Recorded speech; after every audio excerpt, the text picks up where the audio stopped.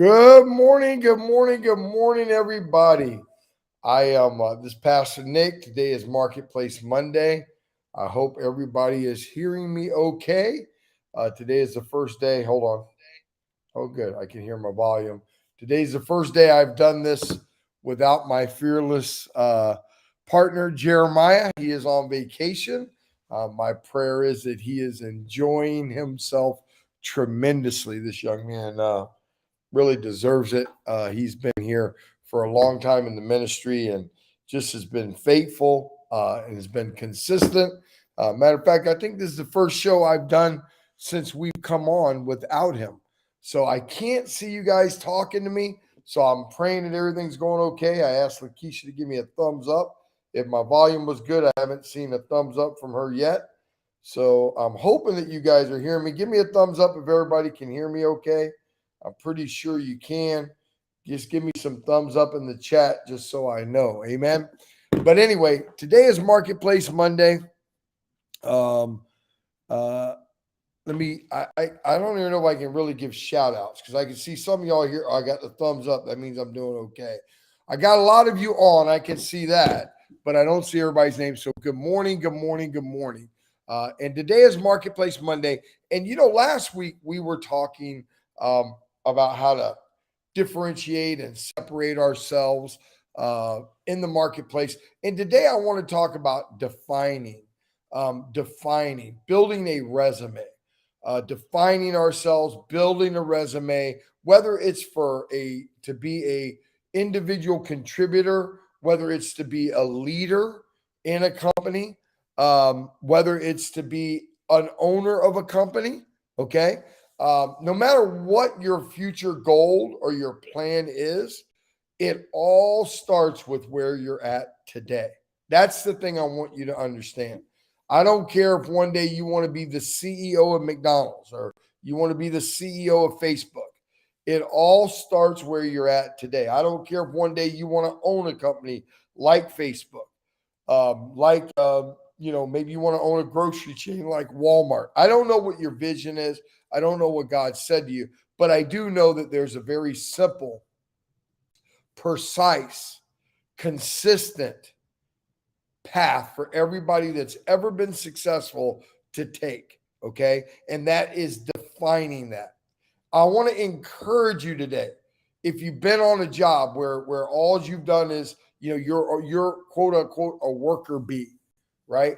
And you want to grow and you want to promote yourself and you want to graduate, you want to get raises, you want to get different jobs. I want to encourage you today to begin to build a professional resume of yourself. Okay, so the first thing you need to do is you need to get a diary. And I don't necessarily mean a written diary. I would get a Word document. I would start a Word document called, My Professional Life, right? And every time you journal in it, put the date and put what you're writing, okay? But the first thing you need to do is you need to, if you're working somewhere or if you own a business. If you're working, so I'm talking to both people. We need to stop thinking these things are different. As a matter of fact, you don't need to own a business till you can demonstrate that you can be successful in working in a business. A lot of people start businesses out of rebellion. Businesses should not be birthed out of rebellion. Businesses should not be birthed out of, I don't want to work for the man. That's not why a business should be birthed, because you're always going to work for the man. The difference is at your job, you have a manager you report to. In a business, you have your customers and your employees that you report to. But you are always going to report to somebody. So don't ever go start a business out of the intent that you don't want to report to nobody. You don't want to answer to nobody, that you want to be your own boss. There's no such thing as that. Nobody, the gentleman who owns my company, he's a major shareholder of the company I work for today. He's the founder of the company that he works for, but he still answers to the employees. He still answers to the board. He still answers to our investors. You're always going to have somebody to answer to. And if that's your problem, you got a greater problem, and you definitely don't need to start a business. Okay? So the number one thing you need to ask yourself is, in building this resume, what problems do you solve at work, or what problems do you solve in your business? That's number one. Solving problems is what generates value. It generates value in our business, and it generates values for ourselves. What problems do I solve at the business? Pastor, I work in the drive-thru at a McDonald's. How can I be a problem solver? Very simply, the greatest problem you can solve if you work at a drive-thru at McDonald's is you can be attentive, you can be dependable, and you can be reliable. Well, reliable and dependable are the same thing, but you can be reliable. What problem do you solve? Your manager now doesn't have to worry about whether you're going to show up or not. Your manager doesn't have to worry about whether you're going to do a good job or not. You've now became, even though you just worked in a drive-thru at McDonald's, you become an asset. Same with your business. What problem is your business solving? Now watch this. Remember, I said today's about defining, right? So then the thing you need to do is make sure you're bringing value to either on the job or to your customers. How do you do this? Number one, you need a 90-day review. You need a 90-day review. And I like to use Net Promoter Score. Net Promoter Score is a simple survey. On a scale of 1 to 10, you survey, if you have a business, you survey your customers. How likely are you to recommend XYZ company to your family or your friends on a scale of 1 to 10? And the way Net Promoter works is 9s and 10s are promoters, 7s and 8s are neutral, and everything from 6 and below is a detractor. You add up your promoters, you subtract your detractors, and you get your Net Promoter. How likely are you to recommend, in our case, winning in the word to your family and friends on a scale of 1 to 10? How likely would you recommend this? If somebody had a marketing, a marketplace problem, how likely would it be, if you knew that was the case, for you to recommend what we do? That tells you how well you're doing. Same on the job. Make sure if you work for somebody that you're asking for a 90-day review. Now watch this. Don't ask for a 90-day review to hear all the great things that you're doing. As a matter of fact, if you get a rookie manager that just wants to tell you how great you're doing, demand that he help you understand where you can improve. Okay, I know I'm dependable. I know I'm doing that well, but how can I bring more value to you? How can I be a better employee for you? What can I do differently? What can I do better? What can I do? What else can I do? Expect criticism, embrace criticism, receive criticism. Stop always having to have a pat on the back. Why? Because you can't grow from pats on the back. You can grow from criticism. Embrace it, receive it. If you do get criticism, ask for examples of how they would have done it differently, or how they'd like to see you do it differently. If you do get criticism, ask how they would have done it differently, or you could do it differently, and listen and learn, right? Always make an effort. If it's your business and you have somebody that's a detractor, maybe they give you a bad Google review, invite them in. Have them sit down and tell them, I'm going to buy you a free lunch. Come to the restaurant. I'd like to hear about your situation.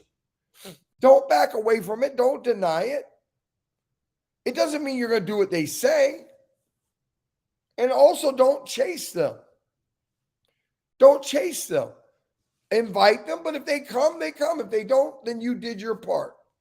Number 2, become a leader. You don't have to be a manager to be a leader. A leader is a valued employee. A leader in business is a valued company. You have to be the biggest company to be a leading company.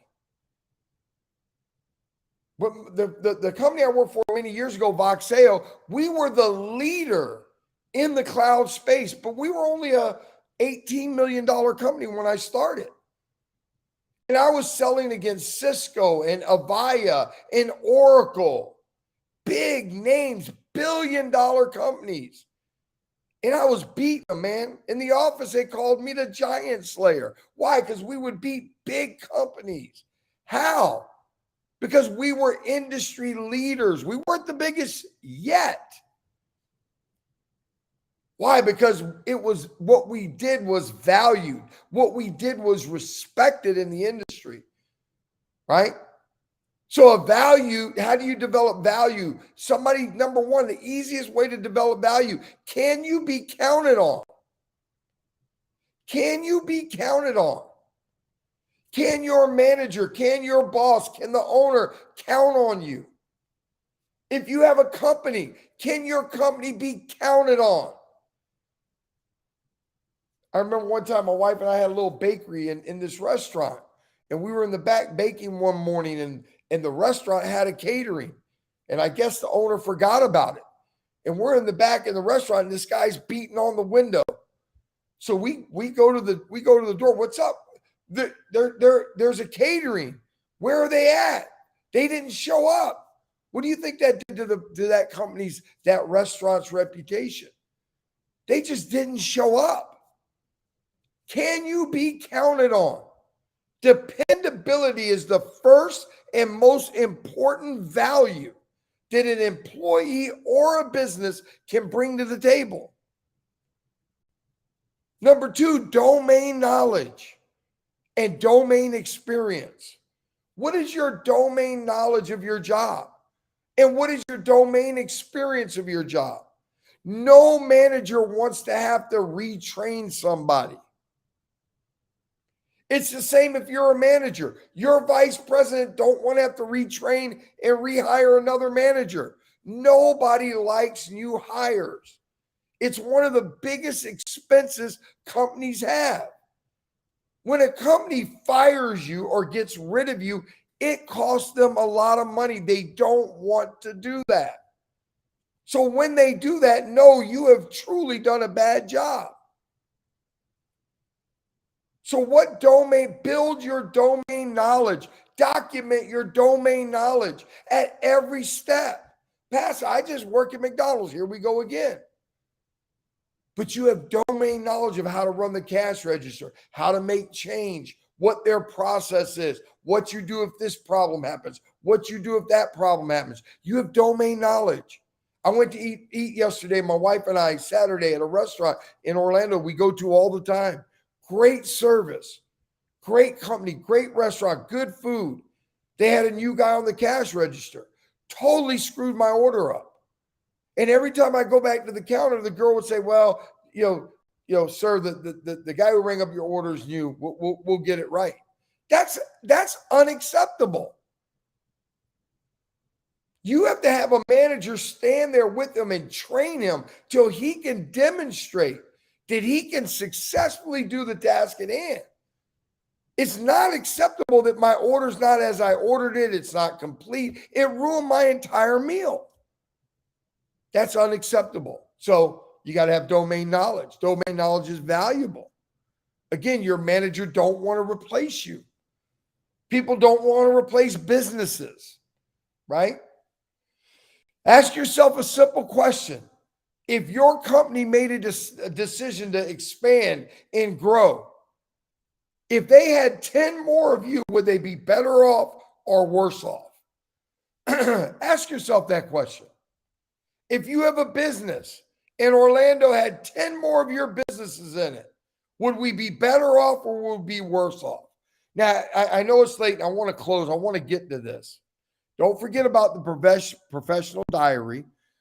You need to invest in yourself, learning events, what you're doing now, events that you know, and courses that will help you become better at your job. And watch this. I want to say this. You're not going to hear this a lot. You're not going to hear a lot of people tell you this. Stop dreaming. Stop dreaming. Start executing. A dream without an execution plan is just a fantasy. I'm going to say it again. Stop dreaming. If you have a dream, if you have a vision and you don't write it down, it's just a fantasy. Writing it down is the first step to executing. And if you truly have a dream and you truly have a passion, you need to write it down and you need to tend to it. It's like a seed. You need to water it. You need to spend at least an hour a month with that dream. I don't care if it's 20 years out. You need to spend an hour a month with that dream, praying about it, hearing God about it, writing things down about it. Get out of the fantasy world. Everybody talks about all these crazy, goofy dreams they have. Stop that. Write things down. Amen. I want you to succeed. I'm not trying to be negative. I want you to succeed. I'm tired of people walking around talking all this crazy talk and they're not working on where they're at today. Success starts with today. Success don't start when you get your own business. Success starts today. So I love you. I love you. I love you. This is Pastor Nick saying, enjoy